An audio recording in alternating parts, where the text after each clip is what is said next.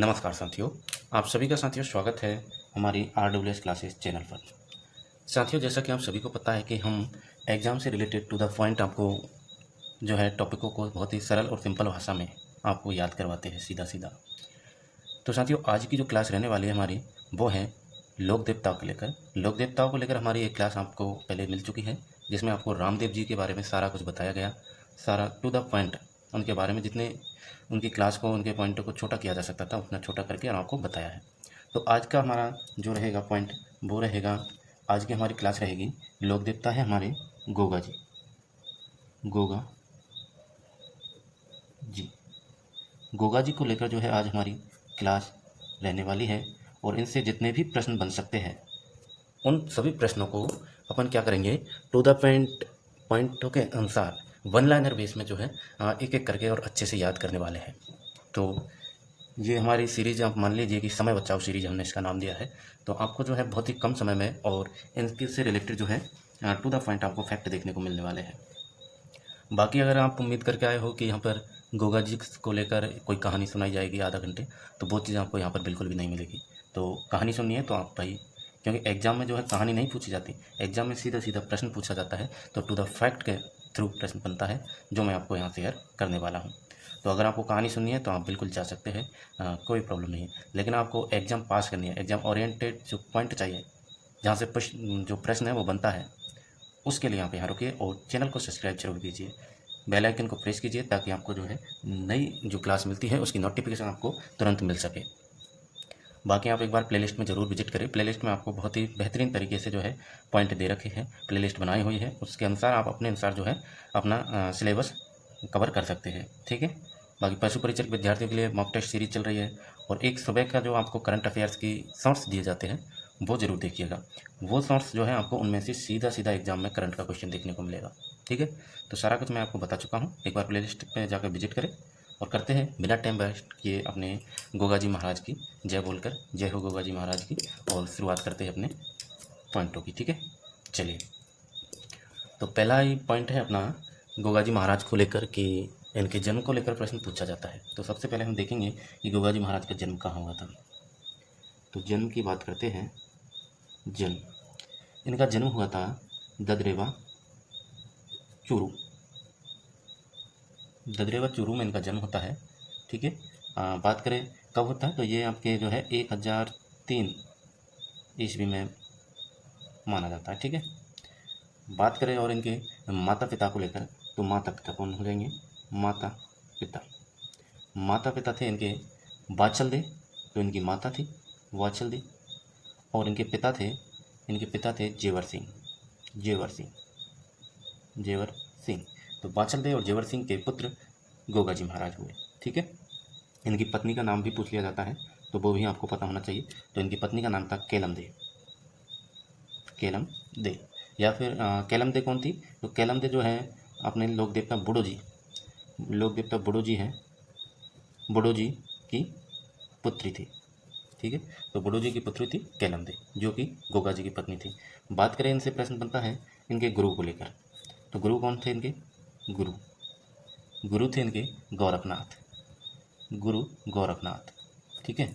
इसी प्रकार से फैक्ट आपसे डायरेक्ट प्रश्न बनेगा मेरे से भाई कि गोगा जी के गुरु का नाम सीधा सीधा पूछा जाएगा। तो अब आपको थ्योरी लिखनी हो तो वो चीज़ एक अलग है फालतू की, कि गोगा जी के गुरु का नाम गोरखनाथ था, इतना लिखने के बजाय सीधा लिखे गुरु गोरखनाथ। और आप इसका जो है नोट्स मेकिंग पैटर्न पर है, आप चाहे तो नोट्स साथ में बनाते चले, या फिर आप जो है स्क्रीनशॉट लेके अपने पास रखें। ठीक है। चलिए, अब बात करते हैं इनके लिए मेन इंपॉर्टेंट प्रश्न बनता है इनके उपनामों को लेकर। उपनाम, तो उपनाम कौन कौन से हो जाएंगे, उपनाम हो जाएंगे मेरे भाई, एक तो इनको कहा जाता है जहार पीर, जहार पीर। ठीक है। दूसरा हो जाएगा इनका गोगा पीर, गोगा पीर। ठीक है। तीसरा हो जाएगा नागराज का अवतार भी इन्हें कहते हैं, नागराज का अवतार, नागराज के अवतार हो गए। तो नागराज के अवतार हुए तो यहीं से आप कह सकते हैं नागों के देवता इन्हें, नागों के देवता। और हो जाएगा इनको क्या कहते हैं, एक गौरक्षक देवता भी इनको कहा जाता है। तो गौ रक्षक देवता। वैसे मैं आपको बता दूं, गौरक्षक देवता तो सभी देवता हुए अपने लोक देवता, ज़्यादातर गौरक्षक हुए। ठीक है। तो लेकिन उपनामों से याद रखिएगा, जहार पीर, गोगा पीर, या फिर नागराज का अवतार। ठीक है। बात करते हैं इनसे, इनकी घोड़ी से भी प्रश्न पूछ लिया जाता है कि इनकी घोड़ी का क्या नाम है। तो इनकी घोड़ी का नाम, घोड़ी का नाम क्या हो जाएगा? घोड़ी का नाम है भाई साहब नीली घोड़ी, या फिर गोगा बप्पा भी उसको कहा जाता था। इनकी घोड़ी कैसी है? नीली घोड़ी, नीली घोड़ी, या फिर आपको देखने को मिलेगा गोगा बप्पा, गोगा बप्पा भी आपको देखने को मिल जाएगा। ठीक है। अब बात कर लेते हैं इनके भाइयों को लेकर। तो इनके चचेरे भाई कौन थे? चचेरे भाई थे इनके, यहाँ से भी प्रश्न बनता है, जिनका इन्होंने जो है दमन किया था। तो अर्जन सर्जन नाम के दो इनके चचेरे भाई थे, अर्जन सर्जन।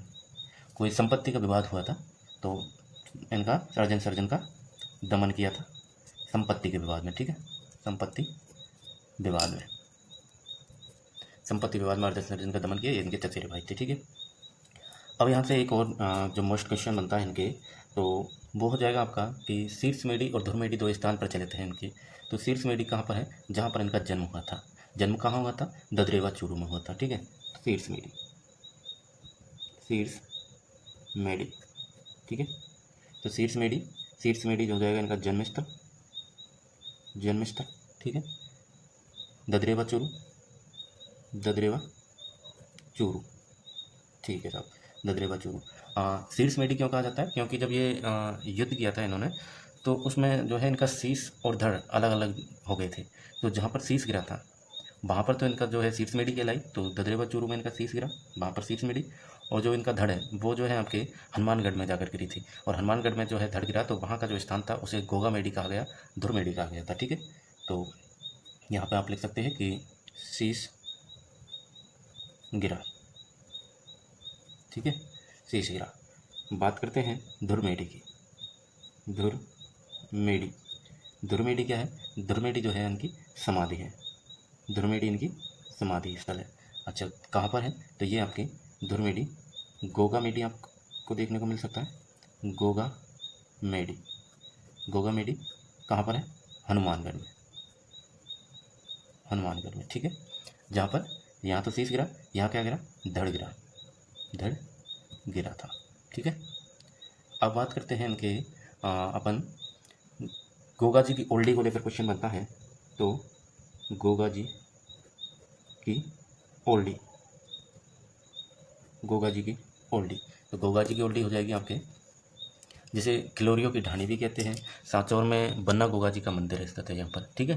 तो गोगा जी की ओल्डी जिसे क्या कहा जाता है? खिलेरियो, खिलेरियो की ढाणी, खिलेरियो की ढाणी इसको कहा जाता है। और यहीं पर आपके सांचौर में ही गोगा जी की ओल्डी का है, सांचौर में। तो सांचौर में ही आपके, सांचौर में ही आपके इनके जो गोगा जी का मंदिर बना हुआ है, मंदिर भी है, मंदिर है, जिसे क्या कहते हैं? गोगा जी की ओल्डी कहते हैं, या फिर खिलोरियो की ढाणी भी कहते हैं। ठीक है। तो पूछ लिया जाए कि खिलोरियो की ढाणी कहाँ है, तो सांचौर हो जाएगी, गोगा जी की ओल्डी सांचौर हो जाएगी। बात करें इनका इम्पोर्टेंट प्रश्न है आपका कि इनके मंदिर को लेकर, सॉरी मंदिर तो हो गया, इनका मेला। तो मेला कब लगता है इनका? यहाँ से प्रश्न पूछा जाता है बिल्कुल। तो इनका मेला जो है, मेला लगता है इनका भाद्रपद कृष्ण नवमी को लगता है। भाद्रपद, भाद्रपद कृष्ण नवमी, भाद्रपद कृष्ण नवमी को जो है इनका मेला लगता है। और उस दिन को आप जो है गोगा मेडी कहते हैं, गोगा मेडी भी कह सकते हैं, गोगा मेडी की शुभकामनाएं दी जाती है। ठीक है। बात करें इनकी एक राखड़ी को लेकर इनका जो क्वेश्चन बनता है, तो वहाँ से यहाँ से भी बनता है कि गोगा जी की जो राखी बांधी जाती है ना, गोगा जी के नाम की, तो गोगा राखड़ी बोलते हैं उसको। तो गोगा राखड़ी, राखड़ी, गोगा राखड़ी से प्रश्न आपको देखने को मिलता है। तो गोगा राखड़ी कौन सी हो जाएगी? कब बांधी जाती है? ये हल के बांधी जाती है, किसान बांधते हैं, 9 गांठ वाली राखड़ी होती है। तो किसान हल को, जो खेत जोतने वाला हल होता है, उसको 9 गांठ वाली राखी बांधते हैं। ठीक है।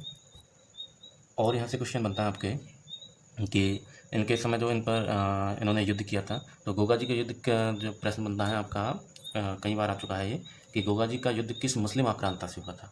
तो वो आपको बताना है। तो क्वेश्चन लिख लेते हैं चलो, कि गोगा जी का युद्ध किस आक्रांता से हुआ, आक्रांता के साथ हुआ। किसके साथ हुआ था? यही इसी युद्ध में आपके जो है इन्हें जहार पीर की उपाधि दी थी, आपको पता होना चाहिए। तो किसने दी थी जहार पीर की उपाधि? महमूद गजनवी ने। और महमूद गजनवी ने ही तो आक्रमण किया था, तो महमूद गजनवी ने। तो आपका राइट आंसर क्या हो जाएगा? राइट आंसर हो जाएगा आपका महमूद गजनवी। महमूद गजनवी, महमूद गजनवी के साथ युद्ध लड़ा और इसी महमूद गजनवी ने जो है जहार पीर की उपाधि दी थी। ठीक है, तो जहार पीर की उपाधि किसने दी थी? जहार पीर की उपाधि दी थी महमूद गजनवी ने साहब। ठीक है, वो गोगामेडी का जो मंदिर है इसका मकबरे नुमा निर्माण करवाया गया था। तो यहाँ से भी क्वेश्चन बनता है कि इनके मंदिर का जो मकबरा नुमा मंदिर किसने बनवाया, किसने बनाया? ठीक है, बनाया। तो ये हो जाएगा आपका फिरोज शाह तुगलक ने इनके मकबरे नुमा मंदिर बनवाया था ना। तो फिरोज शाह तुगलक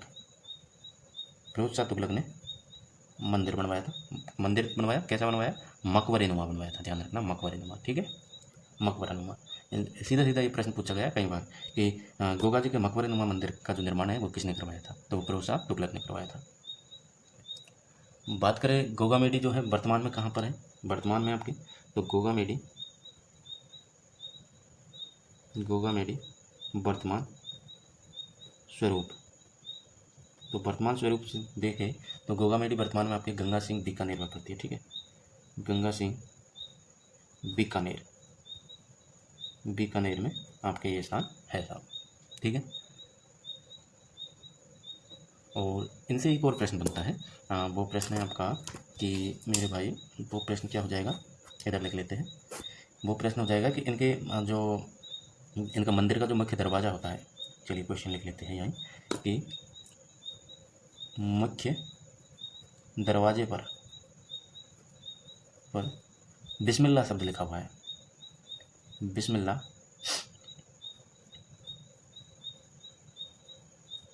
शब्द लिखा है, उसका अर्थ आपको बताना है। तो अर्थ क्या है उसका, ये पूछा जाता है सीधा सीधा कि जो इनके मंदिर पर जो बिस्मिल्लाह शब्द लिखा होता है, अंकित होता है, उसका अर्थ क्या होता है? तो उसका अर्थ होता है श्री गणेश। ठीक है, श्री गणेश उसका अर्थ होता है साहब। और इन्हें जो है पंचपीर में आते हैं। पंचपीर कौन कौन से, मैंने आपको बता चुका हूँ कि पाबू हड़बू रामदेव मांगल्य मैहा, पांचों पीर पधार जो गोगा जी जहाँ। तो ये पंचपीर में है। तो पंचपीर कौन, जिनकी जो है मुस्लिम भी पूजा करते हैं, पूजते हैं उन्हें, और हिंदू भी पूजते हैं। तो इसीलिए बिस्मिल्लाह, मुस्लिम तो बिस्मिल्लाह पढ़ लेते हैं, और जो है आपके हिंदू जो है श्री गणेश। ठीक है, और इनसे एक इम्पॉर्टेंट क्वेश्चन मैं आपको बताऊँ तो एक और इम्पॉर्टेंट क्वेश्चन बनता है, वैसे हमने सारे कवर कर लिए हैं। ठीक है, तो वो क्या है, वो है मेरे भाई इनका जो एक पुस्तक है इनके नाम पर,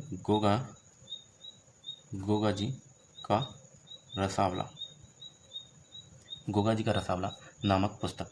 तो ये जो पुस्तक है ये किसने रचना की थी, ये प्रश्न आपसे बनता है। तो गोगा जी का रसावला पुस्तक की रचना की थी आपके कवि मेह साहब ने, कवि मेह ने। ठीक है, कवि मेह ने जो है गोगा जी की रसावली की रचना करी। तो ये आपके थे गोगा जी को लेकर जो फैक्ट बन सकते थे, जितने भी जहाँ से प्रश्न बनने की उम्मीद है रहती है, और बनते हैं, अभी तक बनते आए हैं, इन्हीं से इतना है। अगर गोगा जी से प्रश्न बनेगा तो इतना सा पॉइंट है आपके। इनके जन्म को लेकर ददरे बचूरू, माता पिता वाचल दे जेवर सिंह, पत्नी कैलम दे, बुढ़ो जोगी पुत्री, घोड़ी नीली घोड़ी गोगा पप्पा, शीर्ष मेरी जन्मस्थल ददरे बचूरू जहाँ शीर्ष गिरा, और धुर मेरी समाधि है गोगा मेडी हनुमानगढ़ में धड़ गिरा। गोगा जी की ओल्ड डिक्लेरी ढाणी सांचौर में मंदिर, मेला भाद्रपद कृष्ण नवमी को लगता है। गोगा राखली किसान हल को नौगांठ वाली राखी बांधते। गोगा जी का युद्ध किससे होता है, तो महमूद गजनबी से होता है। महमूद गजनबी इन्हें चार पीर की उपाधि देता है। मकबरा उन्नामा मंदिर किसने बनवाया था, तो फिरोज शाह तुगलक ने बनवाया। और गोगा मेडी वर्तमान में आपकी बीकानेर हो जाएगी। और मुख्य दरवाजे पर बिस्मिल्लाह लिखा होता है, उसका अर्थ होता है श्री गणेश। और गोगा जी का रसावला कवि मेह ने। तो इस प्रकार से कम समय में बहुत ही बेहतरीन क्लास मैंने आपको उपलब्ध करवाई है। तो अब आपका फ़र्ज़ बनता है साथियों कि आप चैनल को सब्सक्राइब जरूर करें, और इसी प्रकार हम जो है एक एक क्लास छोटे छोटे समय में हम करने वाले हैं। नेक्स्ट होगी हमारे तेजा जी को लेकर, फिर पाबू जी, मल्लीनाथ जी, इस प्रकार से हम सभी लोक देवता और लोक दिव्यों को बहुत ही बेहतरीन तरीके से इस प्रकार आपको तैयार करवाया जाएगा। पर याद रखिएगा, फालतू की चीज़ें बिल्कुल नहीं मिलेगी आपको यहाँ पर आपको टू द पॉइंट फैक्ट के अनुसार ये जो डिटेल मिलेगी। ठीक है, चलिए साथियों, मिलते हैं नेक्स्ट वीडियो में। तब तक के लिए जय हिंद, जय भारत, और चैनल को सब्सक्राइब जरूर कीजिएगा, अपने साथियों तक वीडियो को जरूर शेयर कीजिएगा, ठीक है, क्योंकि चैनल को आपकी ज़रूरत है और आपके लिए जो है जो ज़रूरत चीज़ें हैं, ज़रूरी चीज़ें हैं, जो आपकी सफलता में चार चांद लगाने वाली क्लासें, वो आपको उपलब्ध कराना हमारी जिम्मेदारी है। बाकी आपकी जिम्मेदारी है चैनल को ग्रो करवाना, ठीक है। चलिए साथियों, मिलते हैं नेक्स्ट वीडियो में, तब तक के लिए जय हिंद, जय भारत, नमस्कार साथियों।